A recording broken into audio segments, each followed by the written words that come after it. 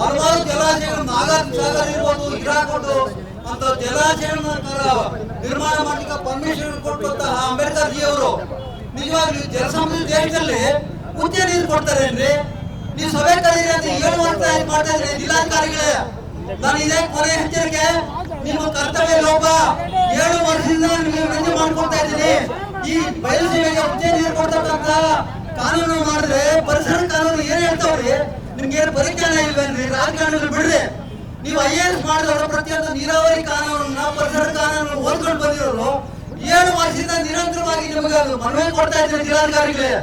ಏನ್ ಮಾಡ್ತಾ ಇದ್ರಿ? ರಾಜಕಾರಣಿಗಳು ಬಿಡ್ರಿ. ಅವ್ರ ಹಣ ಕ್ಯಾಶ್ ಇಟ್ಕೊಂಡು ಬರ್ತಾರೆ. ನಿಮ್ ಜಿಲ್ಲಾಧಿಕಾರಿಗಳು ಕಣ್ಣಲ್ಲಿ ಎಣ್ಣೆ ಬಿಟ್ಕೊಂಡು IAS ಪಾಸ್ ಮಾಡ್ತಿರಲ್ರಿ, ನಿಮ್ ಪರಿಜ್ಞಾನ ಇಲ್ವೇನ್ರಿ? ಇದೇ ಕೊನೆ. ನಿಮ್ಮನ್ನೆಲ್ಲ ಕಡೆ ನಿಲ್ತಾ ಇದ್ರೆ ನಾನು ಪರಿಸರವಾದಿ ಚೋಡಪ್ಪ ಅಲ್ಲ, ರೈತರ ಮಗನ್ ಮುಗ್ದೋನೇ ಅಲ್ಲ. ಇದೇ ಕೊನೆ ಎಚ್ಚರಿಕೆ. ನೀವು ವಾರದೊಳಗೆ ಎಲ್ಲ ಸಂಸದರನ್ನ ಇಲ್ಲ ವಿಧಾನಸೌಧ ಮುಗಿಗೆ ಹಾಕ್ತೀವಿ, ನಾನು ನೇರವಾಗಿ